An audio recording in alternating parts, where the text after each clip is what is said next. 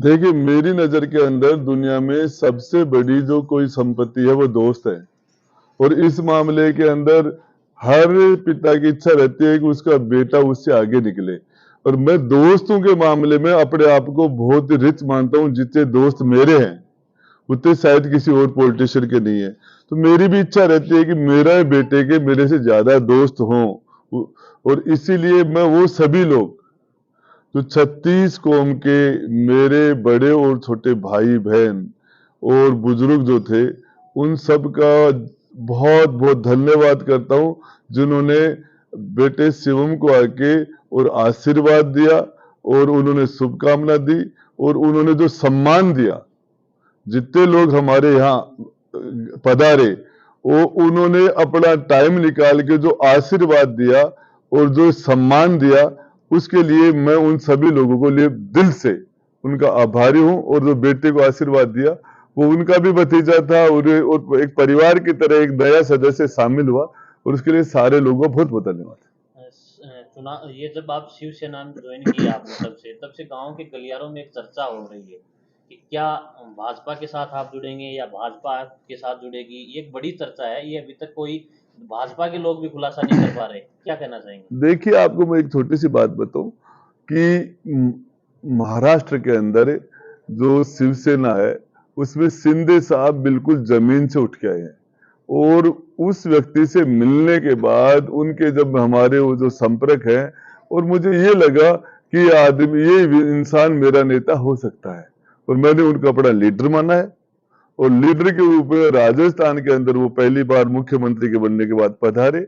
और यहाँ जिस सहजता से इतनी व्यस्तम कार्यक्रम था G20 का, तो बार बार कार्यक्रम कैंसिल हो रहा था। पहले हमने झुंझुनू हवाई पट्टी पर चार्टर का प्रोग्राम बनाया, फिर रात को उड़ नहीं सकता था, फिर कई चीजें आई इसके अंदर। 1 बजे के बाद में वहां चार्टर लैंड नहीं हो सकता था, इस तरह की। लेकिन फिर भी उन्होंने कार्यक्रम निकाल के लिया है, तो उनका तो बहुत बहुत दिल से धन्यवाद। उनके साथ बाकी जितने मंत्री आए उनका भी।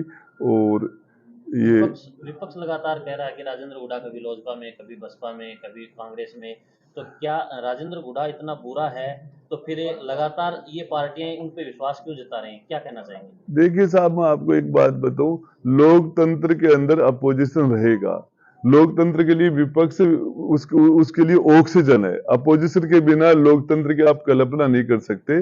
और उनका वो धर्म है, उनका धर्म है कि वो विरोध करेंगे, वो विपक्ष करेंगे। उनका वो और उनको करना भी चाहिए। वो उनको उससे वो अपना काम कर रहे हैं। सर, विपक्ष ये भी आरोप लगा रहा है कि नारी के सम्मान की बात करने वाले मंत्री हुड्डा असली डांस वहां पे करवाया गया था, इस पे क्या कहें? देखिए, मैं आपको एक छोटी सी बात बता दूं, जो भी गाने वहां जो संगीत के, चाहे घूमर थे चाहे और दूसरे गाने थे, ये सारे के सारे वो गीत हैं जिनको हमारे हिंदुस्तान के सेंसर बोर्ड ने इनको ओके किया, पास किया है। और ये फिल्मों के जो ये एक प्रकार जो पार्टी थी, उन्होंने वो ही डांस किया है जो फिल्मों के अंदर सेंसर होके होता है। और रहा सवाल इसके अंदर, हम नारी को किस रूप में देखते हैं? हम नारी वो एक उनके एक बेस्ट एक्टर के रूप में है। वो एक कितनी बढ़िया अपनी फिजिकल को किस तरीके से वो एक्सरसाइज करके अपनी मेंटेन रखते हैं, उसको देखा जाए, उनके आर्ट को देखा जाए, उन चीजों को देखा जाए। अब वो उनकी सोच है। रहा सवाल, बेटे का जन्मदिन है, बेटे का जन्मदिन है, शोक सभा थोड़ी थी जिसके अंदर हम मुंह लटका के बैठेंगे। गीत भी होंगे, डांस भी होंगे और इसके अंदर उनको जो चीजें नजर आती है, मेरी समझ से हम हर वो काम करेंगे जो हमारे फॉलोअर्स को, हमारी जनता को वो अच्छा लगे, लेकिन मर्यादा में रहते हुए। सर, आप जब बसपा में थे फिर कांग्रेस में आए और कांग्रेस के जो नेता थे वो बैकफुट पे आ गए थे जब आप कांग्रेस में आए, और अब आपने जो गठबंधन वाली जो सरकार है शिवसेना में आप आए हैं, तो क्षेत्र में चर्चाएं हैं कि जो स्थानीय जो भाजपा के नेता उनकी राजनीति खत्म हो गई है, इसमें क्या कहेंगे? देखिए, आपको राजेंद्र हुड्डा अपने आप में एक विचारधारा है और वो विचारधारा जन्म से है। हम SC ST के लोग, गरीब तबके के लोग, माइनॉरिटी के लोग, ये मेरी बुनियाद रही है। और छोटे छोटे समाजों को इकट्ठा करके उनकी स्ट्रेंथ से हम लोग राजनीति करते हैं। हम उससे कभी भी 1 इंच भी नहीं हिल सकते। वो हमारे लोगों के लिए, हम अखिलियत के भाइयों के लिए जान देते। मेरी SC ST और गरीब तबके के लोगों के लिए कोई भी कुर्बानी की जरूरत पड़े, हम कुर्बानी देने के लिए तत्पर तैयार है। और इसमें सबसे पहले हम अपने आप में, मैं एक आइडियोलॉजी लेके चलता हूँ, अपने आप को मैं एक आइडियोलॉजी मानता हूँ, और हमारी आइडियोलॉजी बाबा रामदेव रूढ़ीचा वाला वो मेरा आदर्श है, जिन्होंने 650 साल पहले छुआछूत हटा के और ऊंच नीच को, छुआछूत के जाति है वो ये भेदभाव को उन्होंने काम किया। मैं रामदेवरा पे पैदल गया 650 किलोमीटर। पिछली बार मेरी वाइफ इसी जन्मदिन के ऊपर, जो बेटे का जन्मदिन था, और मेरी धर्मपत्नी पैदल यात्रा में थी रामदेवरा के अंदर। हम रामसा पीर को मानते हैं। रामसा पीर ने जिस जमाने के अंदर इंसान को पशु की तरह माना जाता, उस टाइम में रामसा पीर ने उसके लिए काम किया। हम कबीर जी को मानते हैं, और इसके लिए बहुत सी चीजें, इसके लिए हमें किसी के सर्टिफिकेट की जरूरत नहीं है। सर, लाल डायरी पार्ट 2 कब लॉन्च हो? देखिए, मैं आपको एक बात बता दूं, इस मामले के अंदर ये सोचना चाहिए, राजस्थान का DG एंटी करप्शन का BL सोनी, जो पूरे राजस्थान का DG रहा लंबे टाइम तक एंटी करप्शन में, जिसने काम किया, उसने जो कुछ कहा, उसके बाद में भ्रष्टाचार के लिए क्या बच जाता है? उसने ये कहा कि माइनिंग डिपार्टमेंट के अंदर जितना करप्शन हुआ कोई सोच नहीं सकता। और इसके लिए भरत सिंह और कुंदनपुर वहां के विधायक, तो वो कोटा के अंदर चिल्ला के उन्होंने, अब क्या हालत होगी उनकी। आज ये देखो कितना उस आदमी ने कोई सुनने वाला है। आज BL सोनी ने जो कहा कि जैसे ही हम बड़ी मछली को, भ्रष्टाचार की बड़ी मछली के लिए हम जाल में उसको बिछा के उसको फंसाते थे, और मुख्यमंत्री के वहां से हमारे पास फोन आ जाते थे और हमें उनको छोड़ना पड़ता था। तो ये इस तरह की स्थितियां, ये तो DG कह रहा है। तो इसमें करप्शन के मामले में मेरे पास जो चीजें हैं वो जल्दी ही सामने आ जाएंगी, बहुत जल्दी सामने आ जाएंगी। और इस मामले के अंदर मुझे एक चीज बताइए, BL सोनी पर मुकदमा लगा, वो आपने उसको ACD का DG बनाया है, आपने लंबे टाइम तक उसको DG रखा है, पूरे राजस्थान में करप्शन को खत्म करने की उसको जिम्मेदारी दी है, और आज उसके बाद में उन्होंने एक स्टेटमेंट ठीक नहीं दिया, आपने उसके मुकदमा लगा दिया। राजेंद्र गुड्डा, जब तक आपका हेलीकॉप्टर यहां उतरता है तब तक राजेंद्र गुड्डा बढ़िया आदमी, अशोक गहलोत साहब जिंदाबाद बोलता है, राजेंद्र गुड्डा बढ़िया आदमी, सचिन पायलट जिंदाबाद बोला, राजेंद्र गुड्डा बुरा आदमी। तो ये तो दोहरा मापदंड हो गए।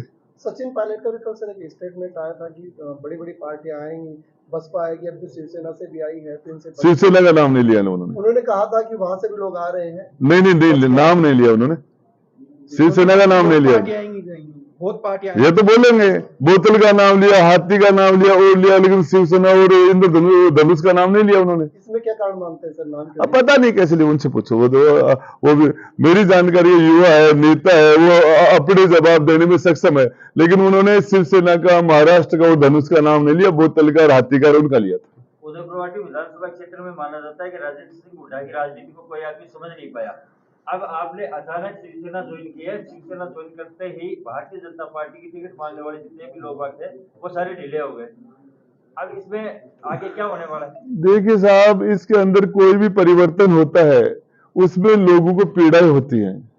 जब शुरू के अंदर हमारे हिंदुस्तान के अंदर जब मुगल आए थे, तो राजपूत काल था, जो राजपूत शासक थे उनको पीड़ा हुई थी, और अंग्रेज आए तो मुगलों को पीड़ा हुई, और फिर कांग्रेस ने यहाँ आके और देश आजाद हुआ था, अंग्रेजों को पीड़ा हुई। तो एक व्यवस्था आती है तो पुरानी व्यवस्था को छोटी मोटी पीड़ा होती है। क्या मान लिया जाए कि भाजपा को पीड़ा होगी? देखिए, मैं जहां तक समझता हूं ये फैसले ऊपर से होंगे, और इस फैसले के लिए न तो जो पीड़ित है या जो जिनको पीड़ा हो रही है, हम लोग इतने सक्षम नहीं है, इनका फैसला बहुत बड़े लेवल पर होगा। महाराष्ट्र के उद्योग मंत्री उदय सामंत ने कहा कि राजस्थान के फैसले राजेंद्र सिंह हुड्डा को आगे रख के किए जाएंगे। नहीं, वो उनका बड़कपन है कि पूछ के किया जाएगा। कायदा भी बनता है कि मैं राजस्थान के मामले में कोई भी काम करेंगे तो मेरे से पूछना तो बनता है उनका। आपको राजस्थान का कोऑर्डिनेटर बनाया है शिवसेना ने, ऐसी स्थिति में आगे विधानसभा चुनाव में आपकी पार्टी से लगभग कितने कैंडिडेट रहेंगे?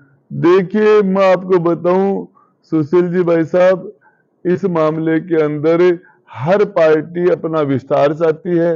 वो चाहती है कि वो उसका विस्तार हो, अपने प्रदेश से निकले बाहर और बाहर राष्ट्रीय स्तर पर उनका हो और उनके पार्लियामेंट मेंबर बने, उनके असेंबली मेंबर बने, ज्यादा से ज्यादा बने। इसके लिए एक लेवल पर बैठ के जिस लेवल की बातें भी होती है, बार्गेनिंग भी होती है और माइनस प्लस भी होता है, वो आप सारी प्रक्रिया समझते हैं।